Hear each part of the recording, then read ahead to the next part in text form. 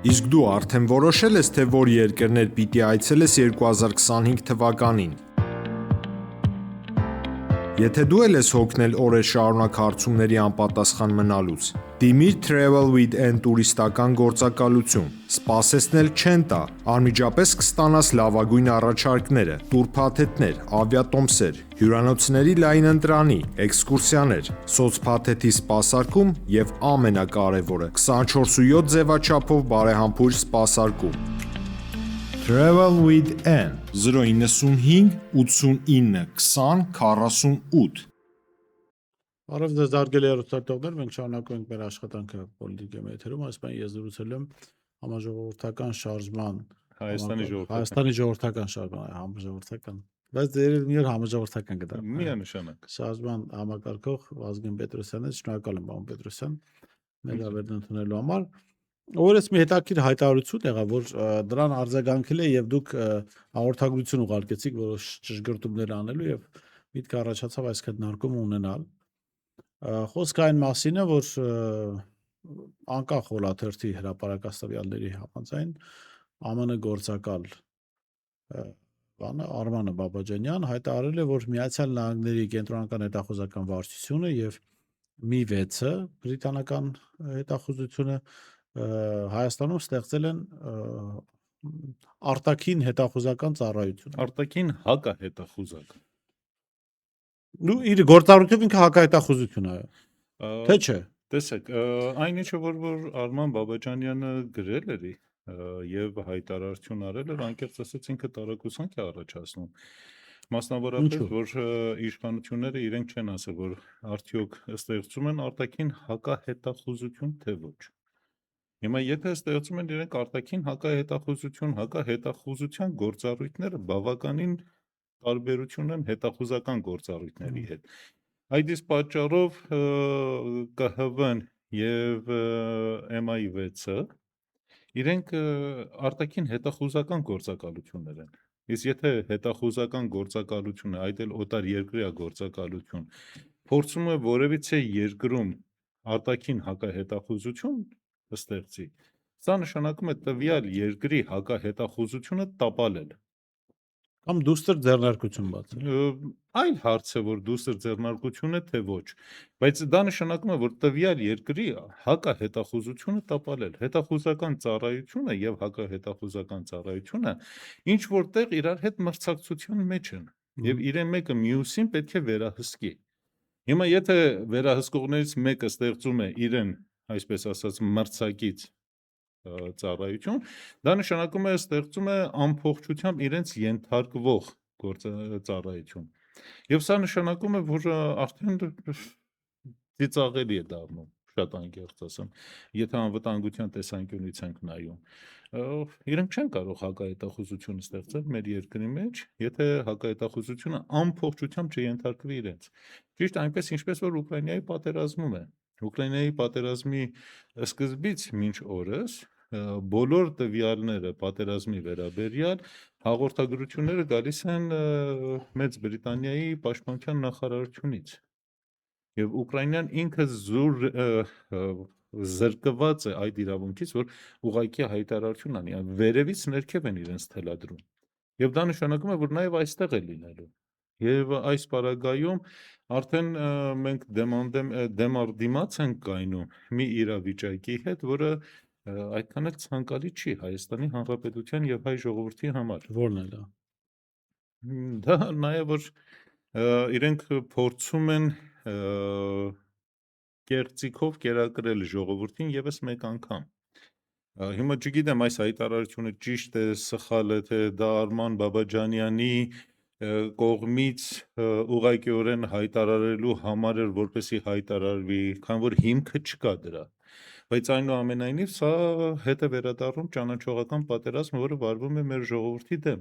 Կամ թե չէ այսօր լսում էի ճանապարհին, որ գալիս էի հանրային ռադիոյով լսում էի, որ պաշտպանության նախարարը եւ ֆինանսների նախարարը խոսում են հյուսիս-հարավ ճանապարհի մասին, Հնդկաստանից դեպի Եվրոպա ապրանքի փոխադրման մասին, բայց ոչ մեկը չի հարցնում, որ ինչպես է փոխադրվելու։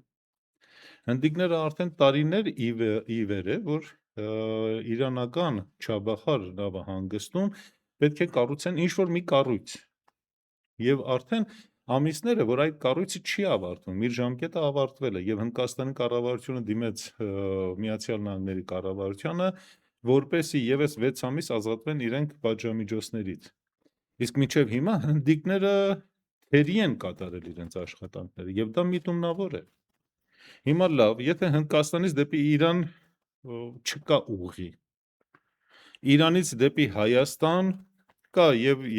ոչ թե դեպի Հայաստան, այլ մինչեւ որ Թավրիզ եւ Մակու կա երկաթգիծ եւ կա մնացած ենթակառուցվածքները, բայց այնտեղից դեպի Հայաստան չկա։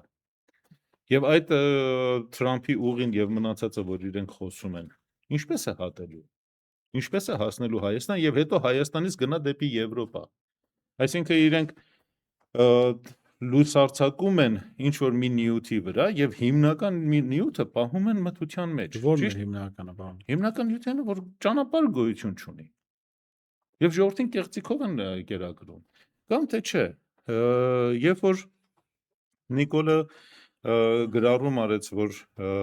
Արծվաշենը հետ է վերադարձնում, սա ինչ է նշանակում։ Երեք էլ հայտարարեց, որ իրենք անպայման հանրաքվեն անցկացնելու Հայաստանի Հանրապետության տարածքից, եթե պետք է զիջվի։ Լավ, հիմա սա հայտարարեց երեք։ Հիմա մենք գանք բուն էությանը։ Նիկոլը անընդհատ սիրում է, որ հղում անի Ալմատիայի հռչակագրին։ Ալմատիայի հռչակագիրը խոսում էր Հայաստանի եւ իր գոյություն ունեցող անկլավների եւ Ադրբեջան եւ իր գոյություն ունեցող անկլավների վերաբերյալ։ Հիմա Արծվաշենը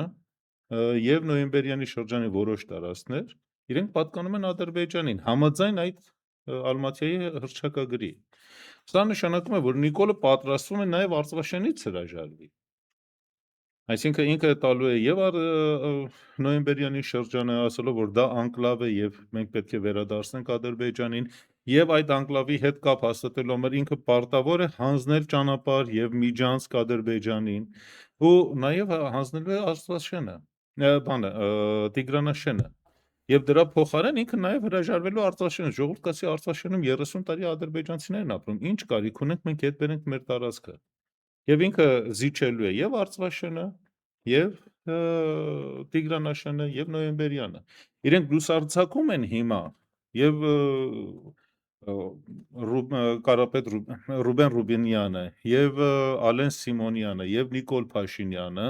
Արծվաշենի վրա,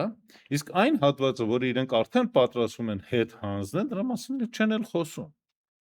Եվ իրենք անդադ հղում են տալիս նրան։ Նիկոլը, երբ որ 2022 թվականի հոկտեմբերի 7-ին Վարշավայում ճանաչեց Ադրբեջանի տարածքային ամբողջականությունը եւ քառակուսի կիլոմետրերով հայտարարեց դա նշանակում է, որ ինքը ընդունում է, որ այդ անկլավները պատկանում են Ադրբեջանին։ Իսկ Ադրբեջանը մինչև այսօրս չի հայտարարել, թե որ Հայաստանի հետ է գործ ունի։ Կամ որ ինքը գիտի, որ պոկելու է այդ ամեն ինչը։ Սա է խնդիրը։ Եվ այստեղից է գալիս այդ ամբողջը իրենց վարած ճանաչողական պատերազմը ընդդեմ հայ ժողովրդի։ Իրենք թշնամու 5-րդ շարասիունն է։ Այսօր թե երեք Դավիթ Ղազինյանը մի հայտարարություն էր արել Հեցի նախկին այսպես ժամանակավոր պաշտոնակատարը ղեկավարի, որ ինքը ունի տեղեկություններ, որ հանրային ծառայություններ կարգավորող հանձնաժողովի պատվիրակությամբ եղել է Թուրքիայում վերջերս։ Եվ այդ պատվիրակությունը ըստ էության պետք է իշխանությունները չեն բացառել, պետք է զրկի Տաշիր գրուպի լիցենզիայից, այսինքն պիտի խլեն Սամվել Կարապետյանից այդ ռազմավարական նշանակության օբյեկտը։ Եվ վաղուց խոսում էր, որ Թուրքիան նման նպատակներ ունի էներգա համակարգը Հայաստանի իր հսկողության տակ վերցնում։ Դուք նման սցենար իրականության մեջ տեսնում եք, թե ոչ։ Տեսեք, այստեղ մի քանի, երբ որ մենք խոսում ենք էներգակիրների մասին կամ էլեկտրոէներգիայի եւ բարձրավոլտի մասին, մի քանի կարևոր խնդիրներ մեկը մյուսի հետ շաղկապված են։ Նախ եւ առաջ, երբ որ խոսում ենք մենք բարձրավոլտի մասին, իրենց հիմնական էլեկտրաարտադրող համակարգը Սևանի կասկադն է, որտեղ մի քանի էլեկտրաէներգիա արտադրող գործարաններ իրար հետևից նստած են այդ կասկադի վրա։ Դա նշանակում է, որ Թուրքիան վերցնելու այդ կասկադը։ Սա նշանակում է, որ Թուրքիան վերահսկողությունը սահմանում նաև մեր ջրային ռեսուրսների վրա։ Այսինքն այդ համակարգը ամբողջությամբ տալով Թուրքիային, եթե վերցնենք, որ տալիս է, Թուրքիան վերահսկողությունը սահմանելու Հայաստանի ամենախոշոր ջրային ռեսուրսի վրա։ Եվ իրենք են որոշելու, թե ինչ քանակությամբ ջուր բաց թողնեն կամ չթողնեն։ Սա առաջի հարցը։ Երկրորդ հարցը։ Հայաստանում երկրորդ խոշորագույն էլեկտրաարտադրող ձեռնարկությունը ատոմակայանն է։ Եվ տարիներ ի վեր է, որ Որը թուրքերը Թուրքիան ուզում է փակել տա։ այո, որ տարիներ ի վեր է, որ Թուրքիան ուզում է փակել տա եւ դրա համար հազարը մի պատճառաբանություն են բերել։ Եվ երբ որ Նիկոլը արդեն քանի տարի է բանակցությունները վարում ամերիկացիների հետ, Միացյալ Նահանգների, որպեսի իրենք բերեն փոքր չափերի մոդուլային ատոմակայան կառուցեն, դա արդեն դրա շարունակությունն է։ Այսինքն, եթե մենք այս փաստերը իրար կողքի դնում ենք, չի բացառվում, բայց այստեղ նաև խնդիր է առաջանալու, որ թուրքերը վերահսկելու են եւ ջրային ռեսուրսների, եւ էլեկտրաէներգիայի արտադրող ռեսուրսների վրա։ Հիմա այստեղ մեկ այլ հարց է առաջ գալիս։ 1990-ական թվականների կեսերին Թուրքիան սկսեց ջրամբարաշինություն Տիգրիսի եւ Եփրատի եւ մի շարք այլ գետերի վրա, որը ամենախոշորը Քեմալ Աթաթուրքի ջրամբարն է, որ կառուցվեց, եւ դրանից հետո ջրային հոսքերը դեպի Սիրիա, Իրաք եւ Իրան բավականին Լուրջ ջրային պատրաստեցին։ ճգնաժամեր են առաջացել։ Եվ հիմա արդեն այնտեղ ջրային ճգնաժամ է առաջացել։ Այն ժամանակ Թուրքիայի կառավարությունները եւ հետագայում Էրդողանը պնդում էին, որ այդ ջրամբարները կառուցում են ապագա երաշտից խուսափելու համար։ Բայց Ընդ որում իրականում նկատենք բան Պետրոսյան, որ այդ անգամ այդ հարցով Թուրքիան մի կրակոցով երկու նապաստակ սպանեց, որովհետև մոտ 150 քրդաբնակ գյուղեր տեղահանվեցին, եւ դեմոգրաֆիկ այո, պատկեր են դեմոգրաֆի- փոխում, այսինքն իրենք այդ պատրվակի տակ այդ գյուղերը տեղահանվեցին, այդ մարդկանց տարան ուրիշ տեղեր բնակություն հաստատելու, պատմական որոշակի շերտ մնաց ջրի տակ, մասնավորապես Հասան Այո։ Քեֆը, որը պատմական լրջագույն շերտ էր։ Եվ իրենք ոչ թե երկու նապաստակ, այլ մի քանի նապաստակ են խփել։ Առաջի հերթին իրենք ոչնչացրեցին եւ սիրիական եւ Իրաքի գյուղատնտեսության խոշոր մասը։ Արդյունքում Սիրիայի գյուղացիների մեծ մասը ժամանակին 2000-ական թվականների սկզբին տեղափոխվեցին քաղաք եւ ճնշումը եկավ քաղաքների վրա, աշխատանք չկար եւ առաջացավ անհանրազանդություն տեղի իշխանությունների նկատմամբ։ Եվ առաջացավ այն ինչը որ տեսանք, Սիրիան քարուքան դարվեց։ Եվ նույնը Իրաքի նկատմամբ էր։ Եվ նույնը Իրանում տեղի ունեցավ։ Հիմա արդյունքում ինչ է ստացվել։ Եթե ժամանակին եւ Իրաքում եւ Իրանի հարավում գոյություն ունեին անտառային տարածքներ եւ բացի այդ անտառային տարածքներ, այնտեղ խոնավությունը բավականին բարձր էր եւ Սաուդի Արաբիայից եւ Կենտրոնական Աֆրիկայից հոսող տաք քամիները, որոնք որ փոշի էին բերում, այդ խոնավությունը ինքը ներծծում էր եւ դեպի մեզ փոշու տոկոսը բավականին ցածր էր լինում գալացող քամիների։ Հիմա բավականին բարձրացել է։ Այսինքն ոչ ուղղակիորեն մենք էլ ենք վնասվել այդ ամեն ինչից։ Եվ հիմա հիմա երբ որ արդեն ճգնաժամ կա գյուղատնտեսական եւ Իրաքում, եւ Սիրիայում, եւ Իրանի հարավում, Թուրքիան առաջարկում է գյուղատնտեսական ապրանքները։ Այսինքն իրենց տնտեսական գերակայությունն են պարտադրում տարածաշրջանի բոլոր պետություններին։ Իսկ մենք չէ, Նիկոլը հոժարակամ հանձնում է ամեն ինչը իրենց ձեռքը։ Հայ-թուրք հարաբերությունները այսպիսի պայմաններում հաստատելը բերելու է հայ ժողովրդի տեղահանման եւ եւս մեկ ցեղասպանության։ Իրենք գիտակցաբար գնում են դեպի դրան։ Այդ իսկ պատճառով իրենք ուզում են ոչնչացնել հայ ժողովրդի պատմությունը, որպեսզի երիտասարդությունը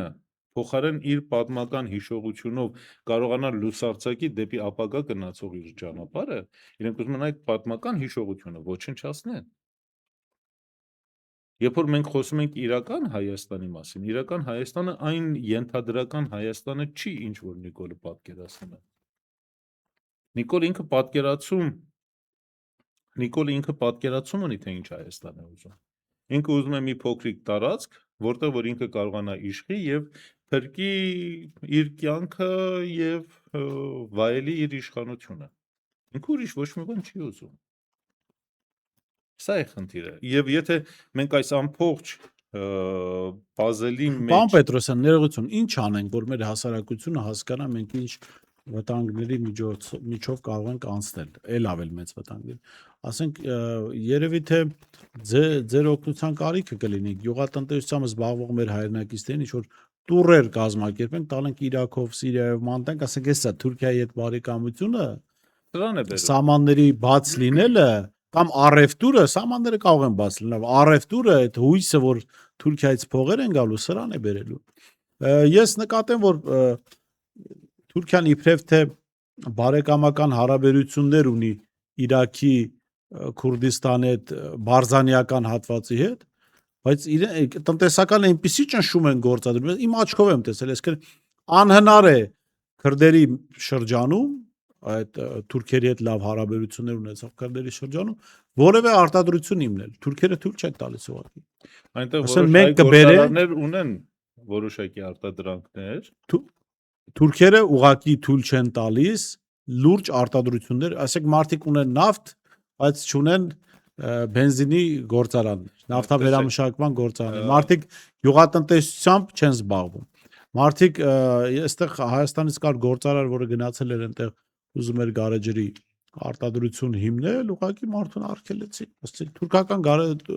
Թուրքիայի գործարաններից գարեջուրը գալիս է, կարող չանհանգստանալ դրա մասին։ Իրաքի Քրդստանում կան որոշ հայ գործարարներ, ովքեր որ ունեն արտադրություն խմիչքների։ Եվ իրենք այդ խմիչքները իրենք արտահանում են հարևան երկրներ, մասնավորապես դեպի Իրան։ Իրենք առանց Թուրքիայի հատուկ ծառայությունների թույլտվության չէին կարող այդ գործով զբաղվել։ Եվ նույն մարդիկ այսօր Հայաստանում եւ բացեի բաց եւ թաքուն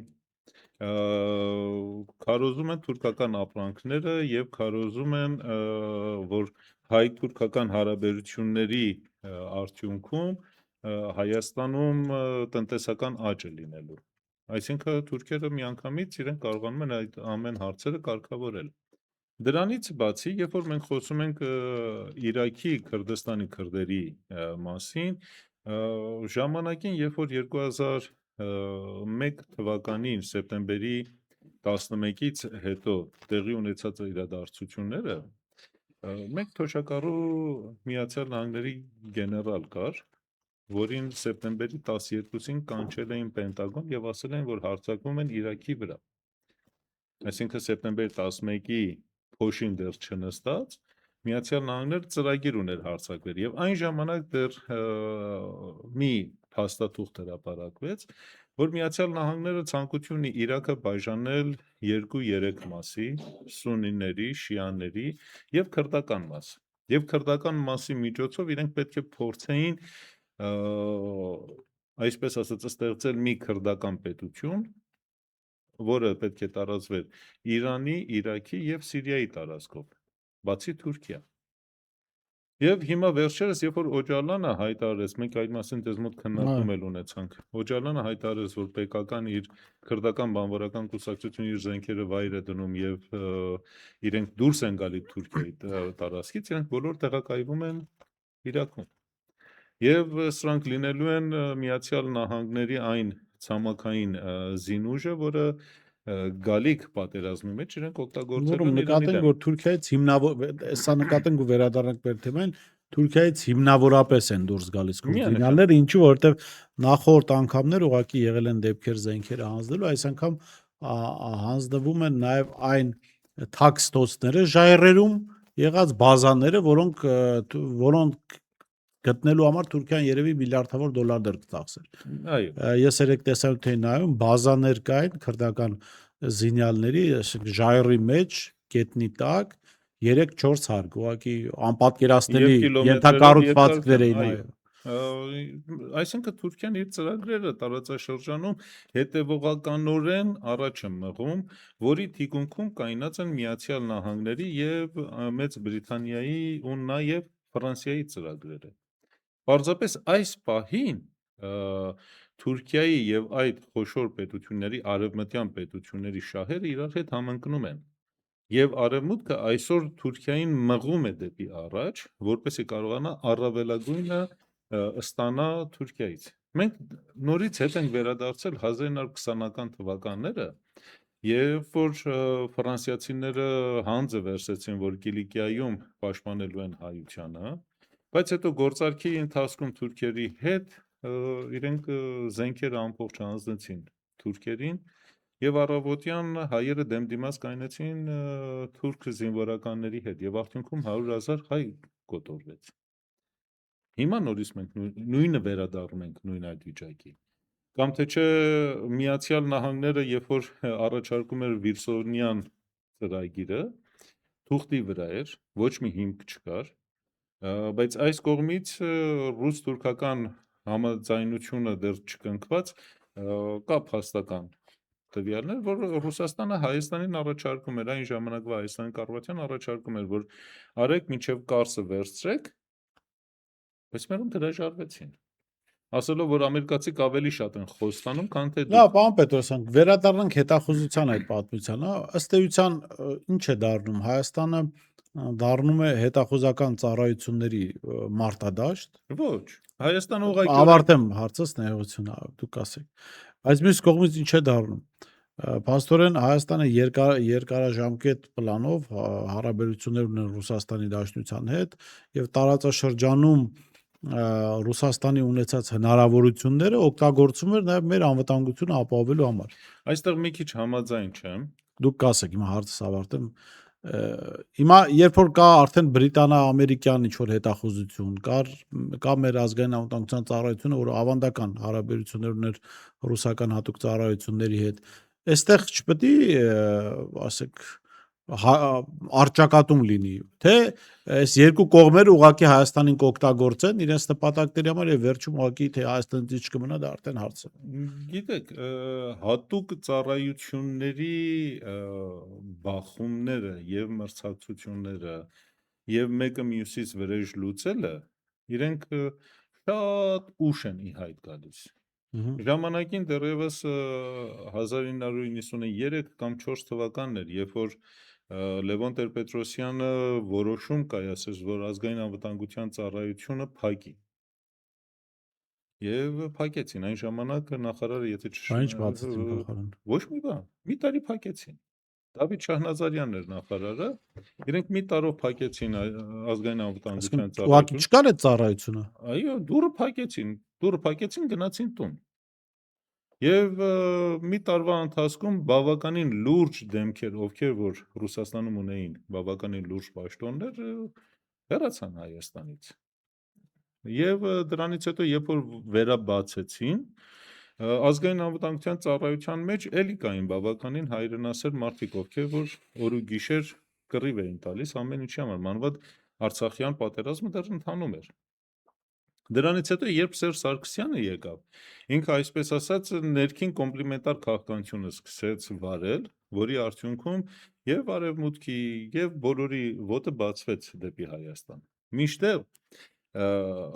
էլի նորից առիթ ունեցել եմ ձեզ մոտ անդրադառնալ այդ հարցին։ 1992 թվականին, երբ որ Բաղրամյան պողոտայի վրա հանձնվեց Միացյալ Նահանգներին դեսպանատունը, նախկին սովետական միության ժամանակվա այն գեղեցիկ շենքը,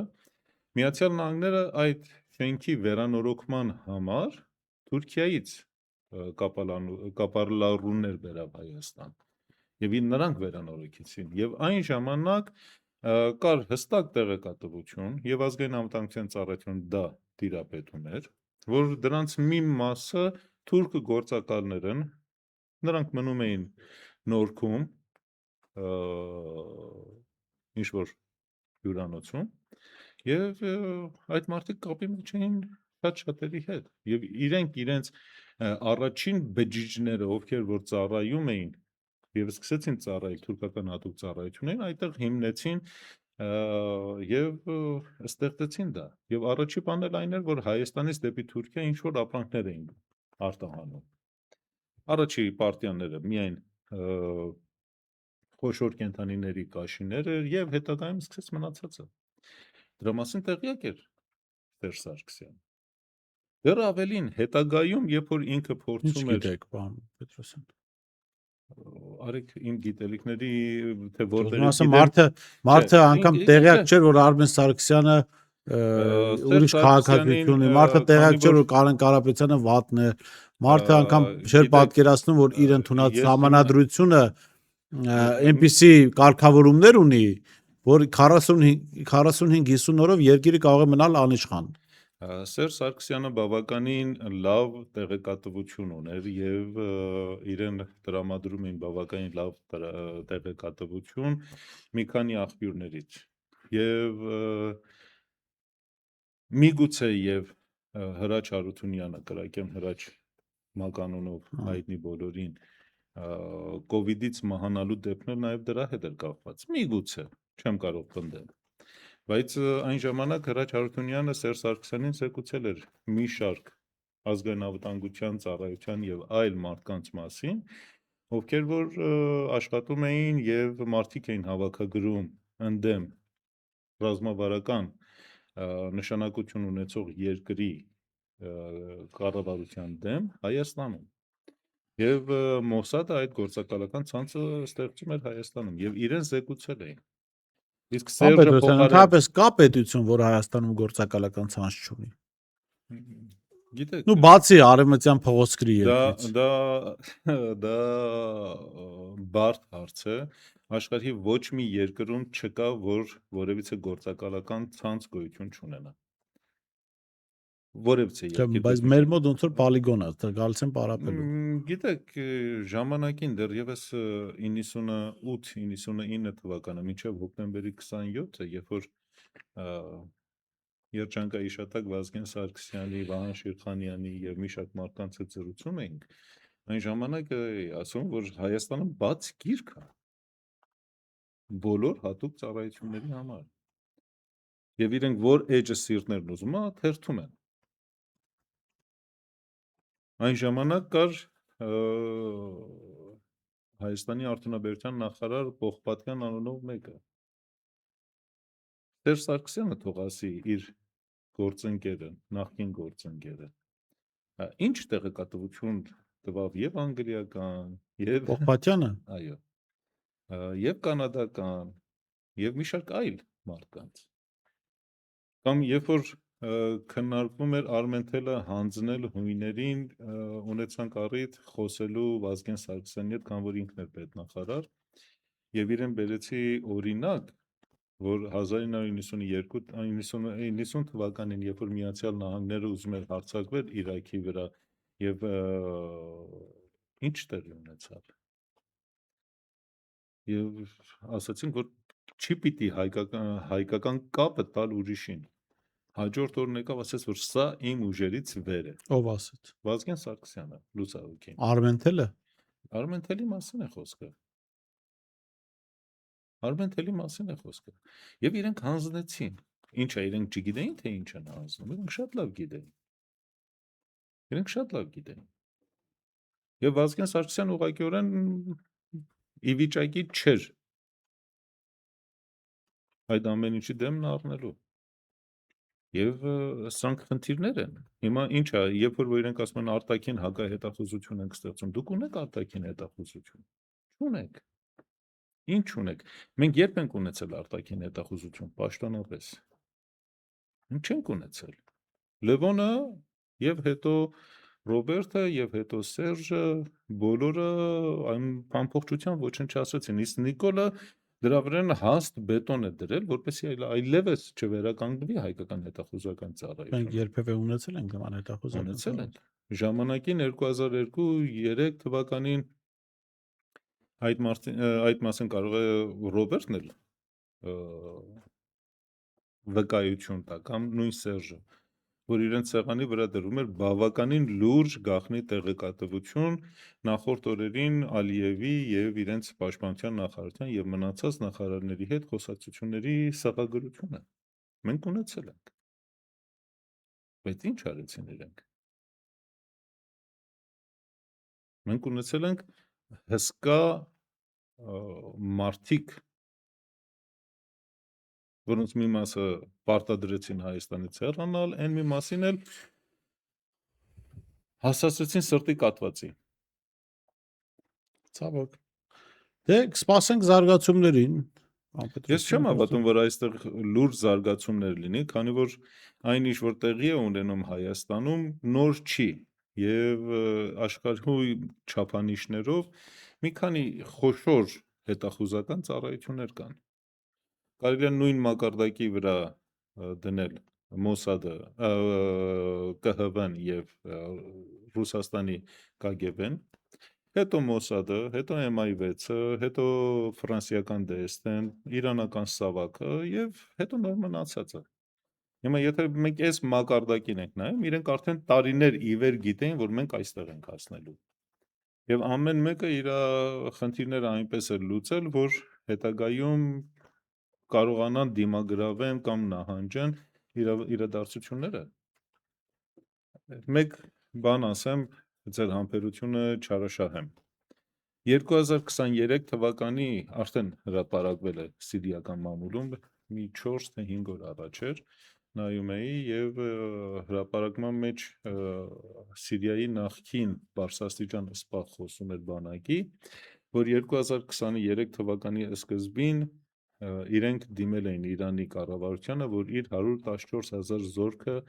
դուրս հանի Սիրիայի տարածքից։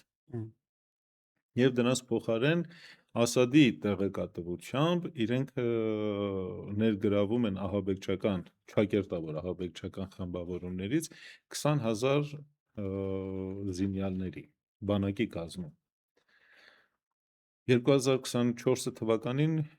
մեր բոլորի աշկի առաջ փլվեց Սիրիայի կառավարությունը 11 օրվա ընթացքում եւ բոլորը ասում են ինչ տեղի ունեցավ։ Բայց դրա մասին արդեն պարզ էր, որ եւ իրանցիները, եւ Ռուսաստանը, եւ մնացածը գիտեին տարիներ առաջ։ Այսինքն այն ինչ որ մեզ համար թվում է թե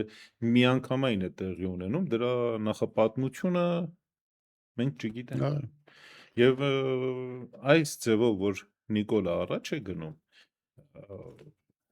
Հայաստանը դառնալու է պատերազմի դաշտ կամ մի օր առավոտյան կարդանանք եւ կտեսնենք, որ Նիկոլը սուսիկ-փուսիկ օթանավով թռել է Հայաստանից։ Դե հիմա կասանելի հույս եք տալի ժողովրդին, ժողովուրդը Ես հանգիստ հույս չեմ տալիս, ես ուղղակիորեն սպասի միջև Նիկոլը կփախնի։ Չէ, գիտեք, երբ որ երեխան ավելավը բացեք թե որ դեպքում կփախնենք, այստեղ դժվար թե լավ ժամանակներ Ես կարծում եմ, որ ինքը հիմա իր վիճակը չափից ավել լարում է, որպեսի կարողանա հնարավորին չափ ընտրություններ 2026 թվականին հետաձգի, քանի որ եթե ուզենար արտահերթ ընտրությունների գնար, այս քայլի չէր դիմի, ինքը իմիտացիա ստեղծեց, որ գնում է արտահերթ ընտրության, բայց արտահերթ ընտրության ինքը չի գնում, իր գործերը, իր աշխատանքները ցույց են տալի, որ ինքը ցանկություն ունի հետաձգելու, ոչ թե արտահերթ անելու։ Իսկ եթե ինքը տեսնի իր ճակերտավոր արտաքին հետախուզության ծառայություն այդ տիկինը իրեն տա տեղեկատվություն, որ վիճակը չափից ավել ծանր է, ինքը հաստատ կթափի։ Գիտեք, իդեպ ասում են, որ այդ արտաքին հետախուզություն ասվածը մամուլը գրել էր սրա մասին, կարևոր դերակատարում է ունեցել Փաշինյանին Վաշինգտոն տանելու գործում։ Անընդհատ զեկույցներ է տվել, որ Ադրբեջանը պատրաստվում է հարձակման, Փաշինյանն էլ շատ արագ որոշել է խուսափել այդ հարձակումից Վաշինգտոն հայտնվելով։ Դուք կարծում եք, որ Ադրբեջանը կամ Միացյալ Նահանգների դեսպանատունը Ադրբեջանում տեղյակ չեն Ադրբեջանի վարած քաղաքականության մասին կամ հարձակումների մասին։ Միացյալ Նահանգները 2020 թվականի գոնե փետրվար ամսից իրենք տեղյակ են, որ Ադրբեջան պատրաստվում է հարձակումների։ Ես չեմ ասում տեղյակ չէին, բայց Փաշինյանի ականջին նստող ոչ, իրենք ուզում են ցույց տան, որ Հայաստանի Հանրապետության կառավարության ինչ որ մի օղակ աշխատում է։ Արտաքին հետախուզությունը մեր Հայաստանի այն ինչ որ կա այդ տիկինը որ պաշտպանում է, հետաքրքիր է, իր տեղեկատվությունը որտեղից է ձեռք բերում։ Մի դեպք պատմեմ, որը ժամանակին ծիծաղի առարկա էր դարձել։ Այն ժամանակ Ռոբերտ Քոչարյանը նախագահ էր, իսկ Սերժ Սարգսյանը պաշտպանության նախարար։ Գեներալ Ազոյանի մահից հետո, որ այն ժամանակ բանակի հետախուզության պետն էր, մի մարդու բերեցին աշխատանքի գլխի, որը պատկերացում չուներ հետախուզական ծառայության մասին։ Եվ ինքը բերեց ազգային անվտանգության ծառայությունից մեկ ուրիշ անձի, որպես օպերատիվ հետախուզության պետ, եւ այդ անձնավորությունը սկսեց օպերատիվ հետախուզական տվյալները հավաքել համացանցից։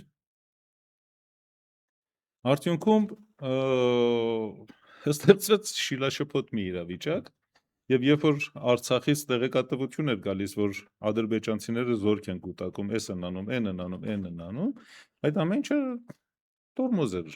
ստանում։ Եվ շատ անգամներ շատ բաներից տեղյակ չեն, եւ Հայաստանի ռազմական հետախուզության եւ Արցախի ռազմական հետախուզության կապը կտրվել էր, օպերատիվ հետախուզություն գոյություն չուներ։ Լավ, հիմա ինչի մասին ենք մենք խոսում։ Խոսենք առանձին անգամ։ Շնորհակալ եմ, պարոն Պետրոսյան, ես շփոթում եմ Վազգեն Պետրոսյանը, տեսություն կհանդիպենք։